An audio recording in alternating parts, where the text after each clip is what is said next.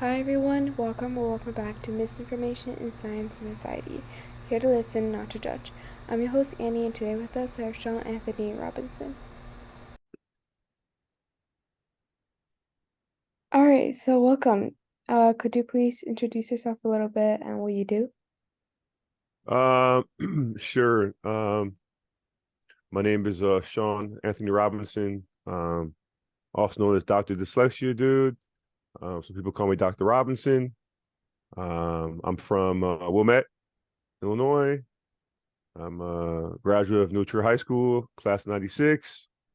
I'm a father, husband, entrepreneur, writer, entrepreneur.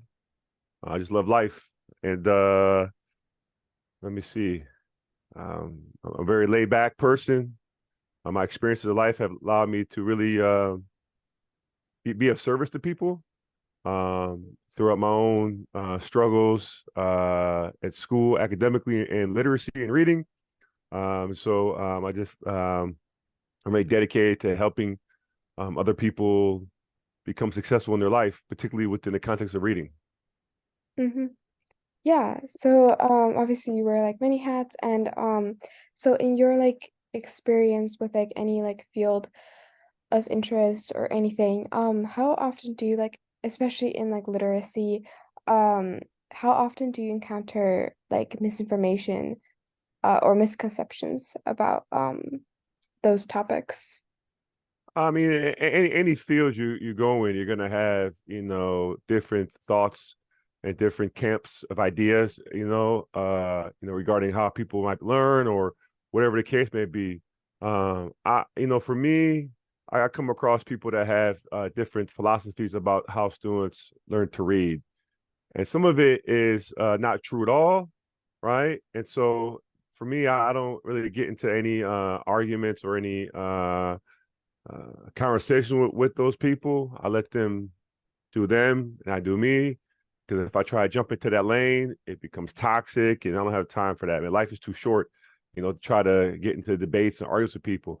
I do know that one of the misconception, particularly reading, is that people think that students with dyslexia read letters backwards, or that in order to teach reading, you have to teach pictures, use pictures, right? And that's not really accurate for older students. Maybe for younger kids, pictures, but as they get older, pictures are not really going to do much for students' ability. It's not going to challenge them intellectually, and so there are some things out there that are misinformed to the general population.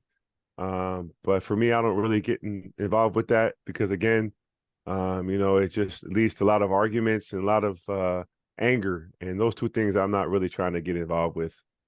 Yeah, for sure. Um, so then are there any effects of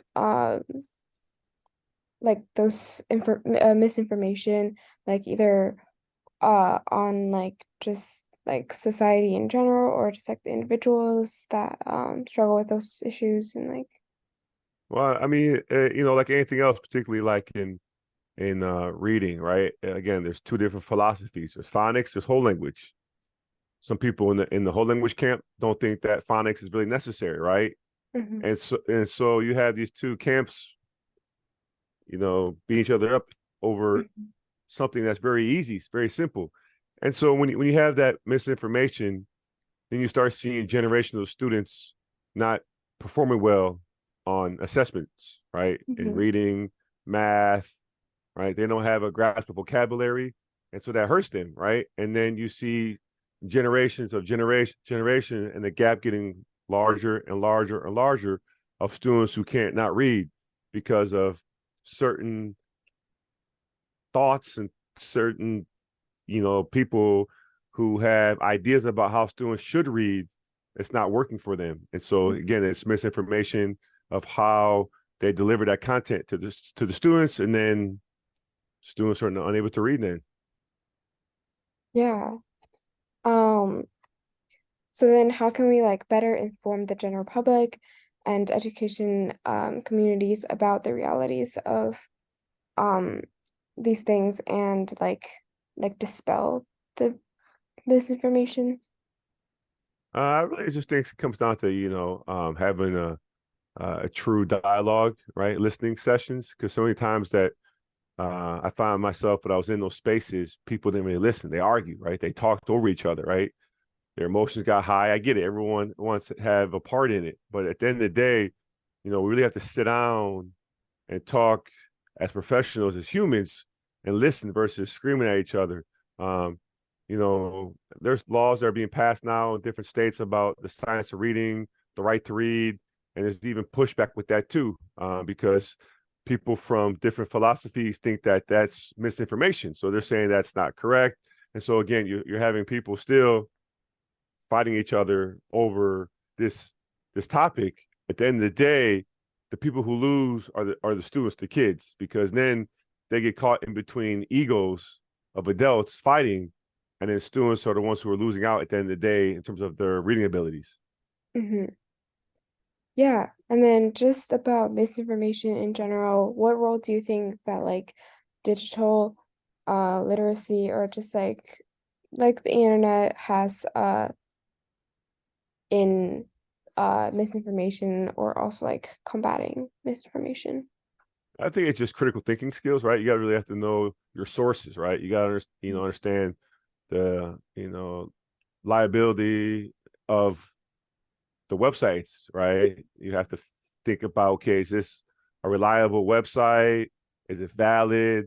Is this information true? So I think Hmm. that's where, your critical thinking comes in. You have to really analyze the information and who is providing it. Because again, with AI and all these, websites popping up everywhere, I mean, you can put anything out there and people will grab it. Like, people will just believe it because it's out there without doing any of their homework. So you got to do homework to really find multiple sources that can back that up and support it. And if you can't find multiple sources that support that, then to me, it's misinformation. So I'm always going to try to find at least 10, 20 other sources that validate that. If it doesn't, then to me, I don't think that's correct information then. Hmm. And can you share some of those like resources for accurate information about like um on like literacy and uh literacy challenges and things like that? But I think, there's the International Dyslexia Association. That's Hmm. a very, very good organization that has a lot of resources. There's the Reading League, which is another resource. And so if you go into those websites, they have other links to other websites too that Hmm. can provide information. And for me, those two are good websites. I think the Mensa Foundation too. That's a good website that talks about high IQs and gifting and creativity. So again, there's websites out there. You just got to know where you're going, and then once you get there, just use some hyperlinks and figure out then what other places that they are citing or resources that they provide that can help you understand, questions about dyslexia, literacy, IQs, and then just kind of explore from there. Hmm. Yeah, all right. And then I have like two more questions just for fun, but do you have anything else to add about misinformation before those? No, I just think, people got to be careful, where they get the information from. They just gotta do their homework. That's it, and think critically about, where the information came from, who wrote it, what's their background, what's their sources they got it from. So again, it just takes time. I think some people don't want to take time. They don't want to put the time into it. They just believe anything they see because it's out there. It's on social media, it's on Twitter, it's on Instagram, it's on Facebook. They just believe it without actually doing their own homework. Hmm. Yeah. All right. So my two questions. The first one is what inspires you in life? Um, like what are some of your like inspirations, or that's like a person, idea, book, anything? I'm just happy to be alive and healthy. Every day I wake up and I'm thankful for another day. My boys, my wife, family. I like to read. My favorite book is the dictionary.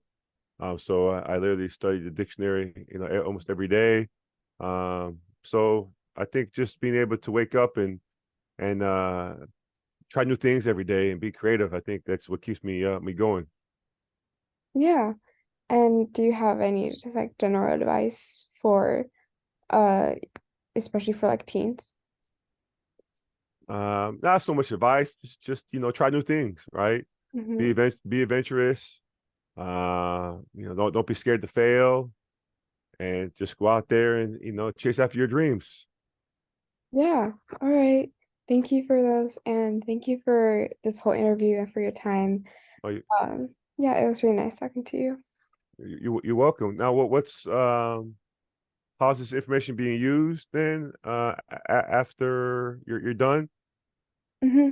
Yeah, this is gonna be on my channel. And then yeah, that's it. All right. Well, I And wish you I all can the. send you a link to the video if you want. That's fine. I wish you all the best on your journey on this. Thank you. You're welcome. Have a good day. You too. All right.